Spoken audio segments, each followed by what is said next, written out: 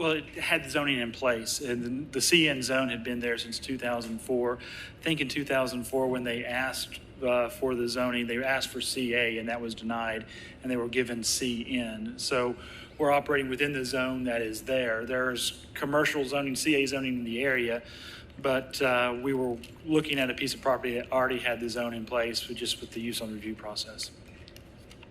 Okay, so to me, this is interesting because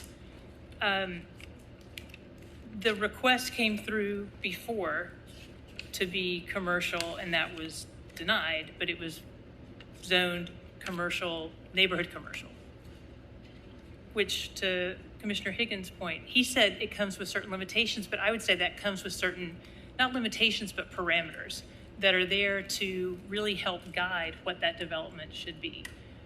And I appreciate the different points that folks have made about this example and that example, using a firewall to make a structure larger. But if we made a mistake in the past, that doesn't mean we have to keep making the same mistake.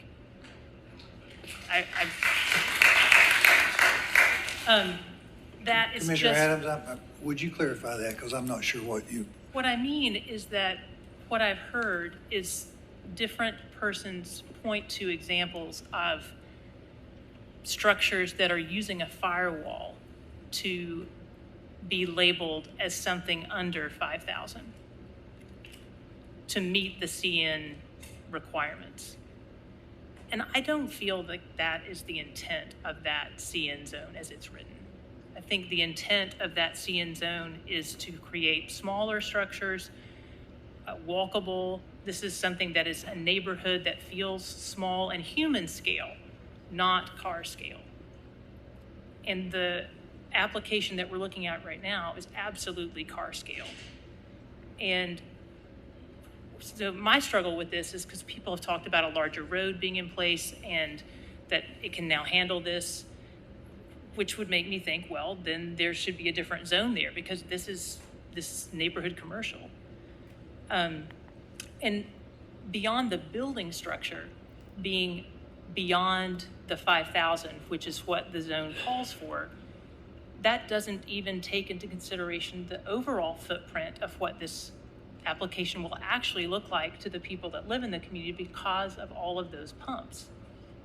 That's not part of the 5,000. That's like other stuff that's going to be having all of the car traffic, the noise. There was a very compelling piece of information that came from the public about a fairly like scenario that documented the noise and the pollution, both light and from engines.